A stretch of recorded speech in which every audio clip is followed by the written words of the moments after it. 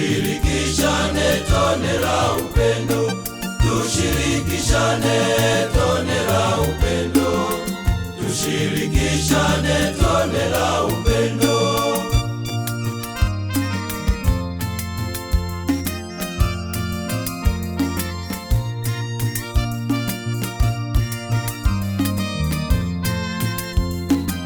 Tumsifu Yesu Kristo. Leo ni Dominika ya 18 mwaka A wa Kanisa, kipindi cha kawaida cha mwaka. Ujumbe wa siku ya leo ni kwamba mwaliko wa Baba mwenye huruma kwa watoto wake. Somo la kwanza linatoka kitabu cha Nabii Isaya sura ya 55 aya ya kwanza hadi ya 3. Haya, kila aonaye kiu njoni majini, naye asiye na fedha nunueni mle. Naam, njoni nunueni divai na maziwa, bila fedha na bila thamani. Kwani kutoa fedha kwa ajili ya kitu ambacho si chakula, na mapato yenu kwa kitu kisichoshibisha? Nisikilizeni kwa bidii, mle kilicho chema, na kujifurahisha nafsi zenu kwa unono. Tegeni masikio yenu na kunijia, sikieni na nafsi zenu zitaishi, nami nitafanya nanyi agano la milele. Naam, rehema za Daudi zilizo imara. Neno la Bwana. Tumshukuru Mungu. Na somo la pili linatoka waraka wa Mtume Paulo kwa Warumi sura ya 8 aya 35 na aya ya 37 hadi 39. Ni nani atakayetutenga na upendo wa Kristo? Je, ni dhiki au shida au adha au njaa au uchi au hatari au upanga? Kama ilivyoandikwa ya kwamba kwa ajili yako tunauawa mchana kutwa, tumehesabiwa kuwa kama kondoo wa kuchinjwa. Lakini katika mambo hayo yote tunashinda, na zaidi ya kushinda, kwa yeye aliyetupenda. Kwa maana nimekwisha kujua hakika ya kwamba wala mauti wala uzima wala malaika wala wenye mamlaka wala yaliopo wala yatakayokuwapo wala wenye uwezo wala yaliyo juu wala yaliyo chini wala kiumbe kinginecho chote hakitaweza kututenga na upendo wa Mungu ulio katika Kristo Yesu Bwana wetu. Neno la Bwana. Tumshukuru Mungu. Na Injili inatoka katika Injili ya Mathayo sura ya 14 aya ya 13 hadi 21. Bwana awe nanyi na awe rohoni mwako. Somo la Injili takatifu ilivyoandikwa na Mathayo. Utukufu kwako, e Bwana. Yesu aliposikia hayo, aliondoka huko katika chombo, akaenda mahali pasipo watu faragani, na makutano waliposikia, walimfuata kwa miguu kutoka mijini mwao. Yesu akatoka, akaona mkutano mkuu, akawahurumia, akawaponya wagonjwa wao. Hata kulipokuwa jioni, wanafunzi wake walimwendea wakasema, mahali hapa ni nyika tupu, na saa imekwisha pita. Waage makutano waende zao vijijini, wakajinunulie vyakula. Yesu akawaambia, hawana haja kwenda zao, wapeni ninyi kula. Wakamwambia, hatuna kitu hapa ila mikate 5 na samaki 2. Akasema, nileteeni hapa. Akawaagiza makutano waketi katika majani, akaitwaa ile mikate 5 na wale samaki 2, akatazama juu mbinguni, akabariki, akaimega ile mikate, akawapa wanafunzi. Wanafunzi wakawapa mkutano. Wakala wote wakashiba, wakayaokota masazo ya vipande vya mikate, vikapu 12 vimejaa. Nao waliokula walikuwa wanaume wapata 5,000 bila wanawake na watoto. Neno la Bwana. Sifa kwako, e Kristo. Tafakari ya neno la Mungu, Dominika ya 18 ya mwaka A wa Kanisa, kipindi cha kawaida. Masomo ya leo yanaonyesha jinsi Mwenyezi Mungu anavyomjali mwanadamu, kwani masomo ya leo yanasimulia jinsi alivyolisha watu 5,000. Alifanya hivi kwa sababu anajua wazi mtu anahitaji chakula cha kimwili, lakini pia anahitaji chakula cha kiroho. Somo la kwanza ni mwaliko wa kuingia katika ufalme wa Mungu unaofananishwa na karamu nono pasipo malipo. Mwaliko huu ulielekezwa kwa wana wa Israeli walipokuwa wamegubikwa na njaa na mahangaiko mbalimbali, wakiwa utumwani na kuteseka kwa mateso mengi ya kila aina. Katika hali hii, Mungu anawapelekea ujumbe wa faraja. Kwa kinywa cha nabii Isaya, anawafariji watu wake, akiwaalika wajongee katika karamu ya meza ya Bwana, ambayo kuna vyakula na vinywaji tele vilivyoandaliwa kwa ajili yao, akisema, kila aonaye kiu, njooni majini, naye asiye na fedha, nunueni mle. Naam, njooni nunueni divai na maziwa bila fedha na bila thamani. Nisikilizeni kwa bidii, mle kilicho chema, na kujifurahisha nafsi zenu kwa unono. Tegeni masikio yenu na kunijia, sikieni na nafsi zenu zitaishi, nami nitafanya nanyi agano la milele, naam, rehema za Daudi zilizo imara. Baadaye Wayahudi waliruhusiwa kurudi Yerusalemu, na utabiri wa nabii Isaya ulitimia hekalu lilipojengwa, nao wakaanza kumwabudu Mungu wa kweli. Jambo la kuzingatia ni kwamba faraja hii anayowapa Mungu kwa kinywa cha nabii Isaya ni ya kiroho zaidi.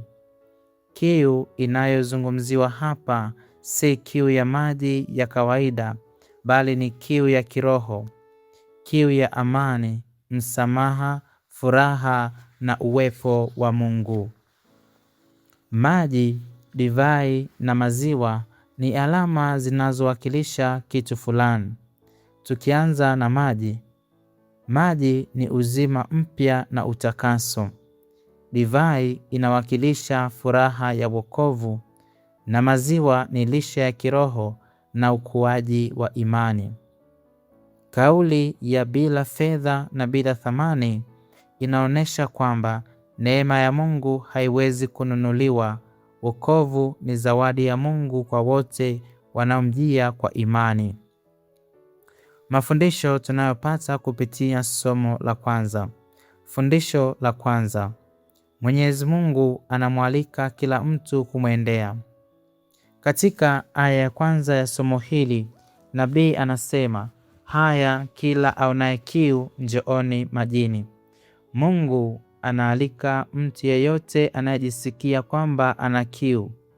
Hii inamaanisha kwamba mwaliko wa Mungu ni wa watu wote bila kujali hali yao ya maisha, historia yao, umri wao, elimu yao, utajiri wao au hata uzito wa dhambi zao.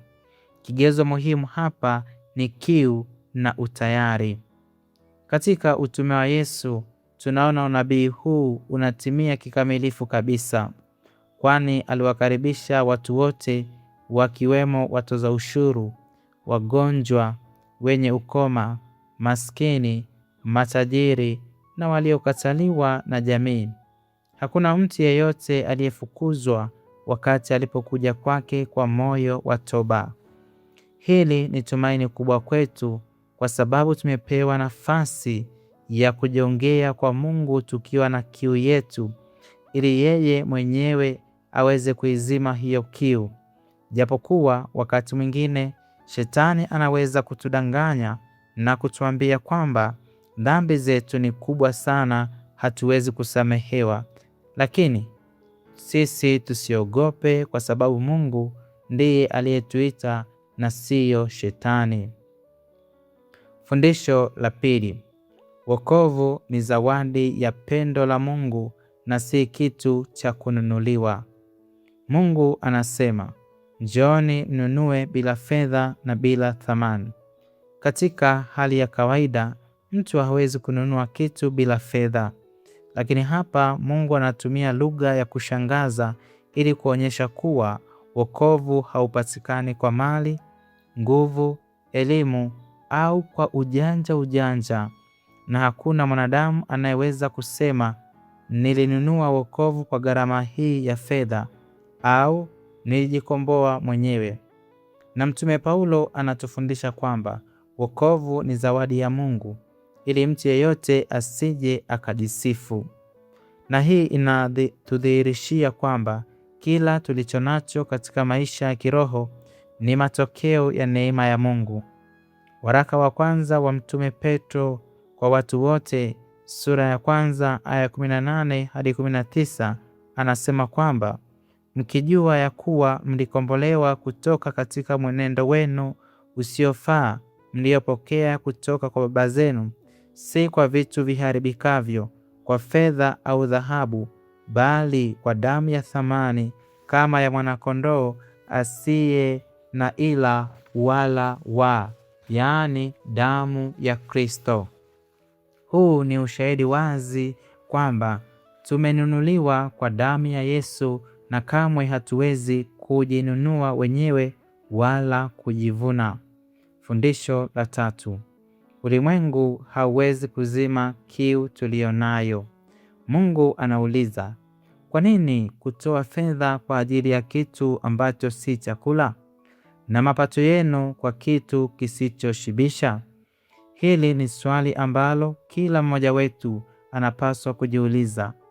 Leo hii tulio wengi tunapambana kununua vitu ambavyo tunafikiri kwamba vinaweza kuzima kiu au kutupatia furaha ya kweli, mfano umaarufu, madaraka, mahusiano na kuwa na mali nyingi. Lakini baada ya kuvipata, bado mioyo yetu inabaki na huzuni au upweke. Sababu ni kwamba Mungu alimuumba mwanadamu akiwa na nafasi ambayo inaweza kujazwa na Mungu peke yake. Ndiyo maana Mtakatifu Agustino wa Hippo alisema kwamba umetuumba kwa ajili yako, e Bwana, na mioyo yetu haiwezi kutulia mpaka itakapotulia ndani yako. Ndugu zangu, mali ni nzuri sana, elimu ni muhimu, biashara ni ya thamani, madaraka ni mazuri, lakini kati ya hayo yote hakuna kinachoweza kuchukua nafasi ya Mungu.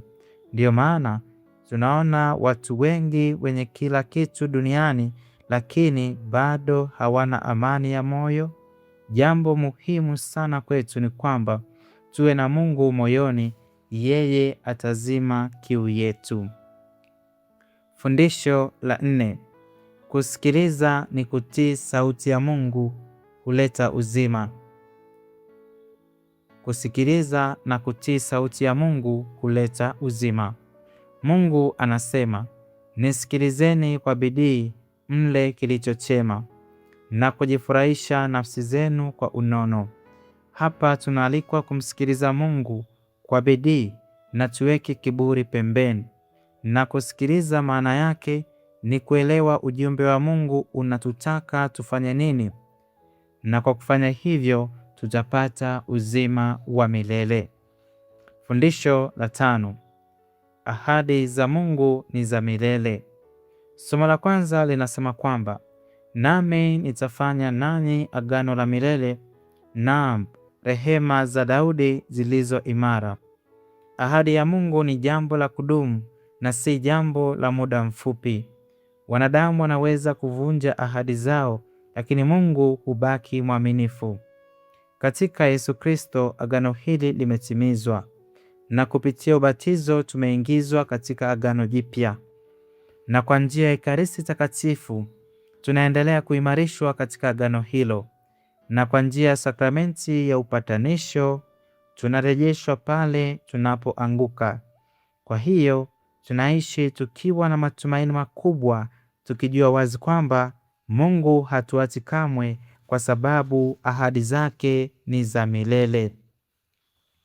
Sehemu ya Injili inasimulia muujiza wa Yesu kuwalisha watu zaidi ya 5,000 kwa mikate 5 na samaki wawili. Sehemu hii inadokeza matayarisho ya karamu ya Ekaristi Takatifu, na mwishowe inaonyesha upendo wa Mungu anayetualika sote kwenye karamu ya mbinguni.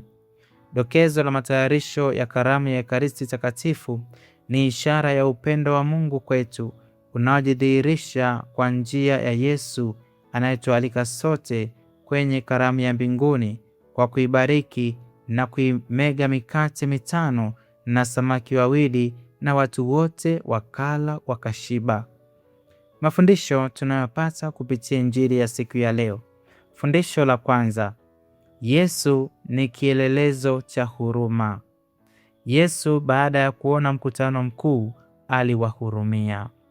Yesu hakuanza kwa kufanya muujiza, alianza kwa kuona mateso ya watu na kuwahurumia.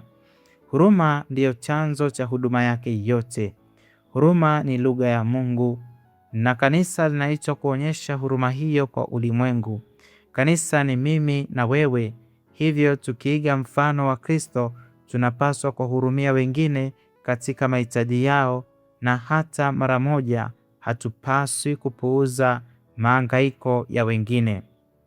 Fundisho la pili: Mungu anaanza na kile ulicho nacho. Wanafunzi waliona upungufu na wakasema, tunayo mikate 5 na samaki wawili tu. Yesu hakuomba zaidi, aliomba kile walichokuwa nacho. Mikononi mwa Yesu kidogo kinakuwa kingi.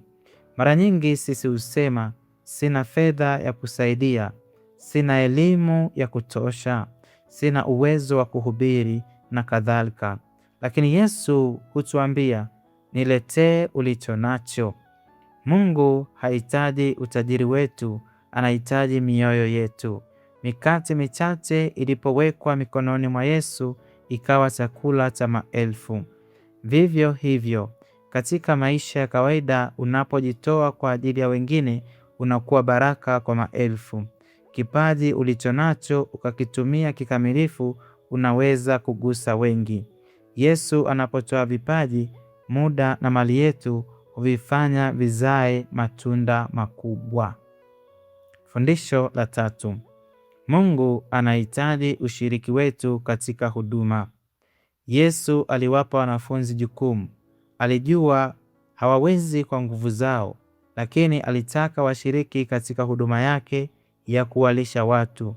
Hata leo kanisa linaalikwa kuwapa watu chakula, yaani kuwalisha watu neno la Mungu, kuwagawia watu Ekaristi Takatifu, pia kuwajali wahitaji. Na ndio maana kanisa linajitahidi sana kuwalisha watoto yatima, wajane, maskini, kutibu wagonjwa, yaani kujenga hospitali, kujenga shule kwa ajili ya kulisha akili za watu, na huduma nyingine kibao zinazofanana na hizo. Hivyo basi, kila mmoja wetu anapaswa kushiriki katika jukumu la kuwahudumia wengine. Fundisho la 4: Muujiza unadokeza Ekaristi Takatifu. Injili inaeleza kwamba Yesu alitoa mikate, akatazama juu mbinguni, akabariki, akaimega ile mikate, akawapa wanafunzi. Wanafunzi wakawapa makutano. Lugha hii inaashiria sana matendo ya Yesu katika karamu ya mwisho, na inaonyesha kwamba Yesu ndiye mkate wa uzima anayewalisha watu wake. Mtakatifu Agustino wa Hippo alitoa ufafanuzi wake katika muujiza huu kwa kusema kwamba Yesu hakukusudia tu kushibisha njaa ya mwili, bali kuandaa mioyo ya watu kumpokea kama mkate wa uzima. Anaendelea kusema kwamba mikate 5 inaweza kuashiria vitabu 5 vya Musa ambavyo vinapata utimilifu wake katika Kristo Yesu, na wale samaki wawili aliwatafsiri kuwa ni mfano wa sheria na manabii, au ukuhani na unabii, vyote vikielekeza kwa Kristo. Pia Mtakatifu Agustino wa Hippo anasema kwamba aliyejaa Kristo hataendelea kuwa na njaa ya kiroho, kwa sababu atalishwa na Kristo mwenyewe. Fundisho la 5: neema za Mungu zimejaa tele. Baada ya kila mtu kushiba, vikapu 12 vilijaa mabaki. Hii inaonyesha kwamba Mungu hatoi kwa uchache. Neema yake ni nyingi kuliko mahitaji yetu. Anapobariki, hakuna anayebaki na njaa ya kiroho wala ya kimwili. Hivi vikapu 12 vinaashiria pia utimilifu wa neema inayotolewa kwa kanisa kupitia mitume.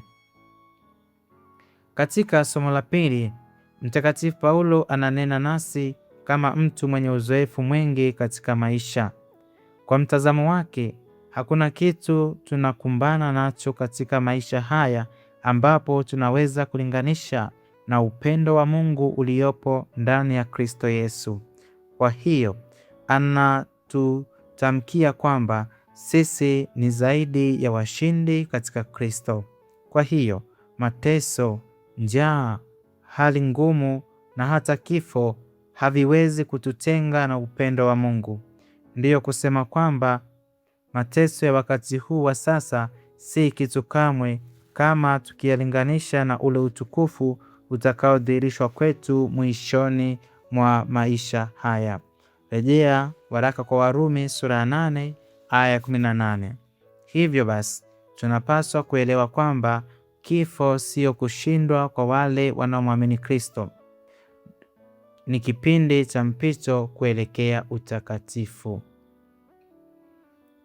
Ndugu zangu, ulimwengu una njaa ya mahitaji mbalimbali, ikiwemo chakula cha mwili, upendo, wema, haki, fadhila na kadhalika. Yesu ndiye anayetosheleza njaa zote za mwanadamu. Anatuambia leo, ninyi wenyewe wapeni chakula. Huu ni mwaliko kwetu wa kuwa wahudumu katika kushirikiana naye kuwalisha watu wenye njaa ya chakula cha mwili, wenye njaa ya chakula cha kiroho, wenye njaa ya elimu na kadhalika. Tunaposali misa takatifu siku ya leo, tumuombe Mungu atufanye vyombo vya ukarimu na upendo kwa wengine. Tafakari hii imeandaliwa nami Padre Revocatus Bernard, misionari wa shirika la damu takatifu ya Yesu. Tushirikishane tone la upendo. Tushirikishane tone la upendo. Upendo wa damu pote uenee. Tushirikishane tone la upendo.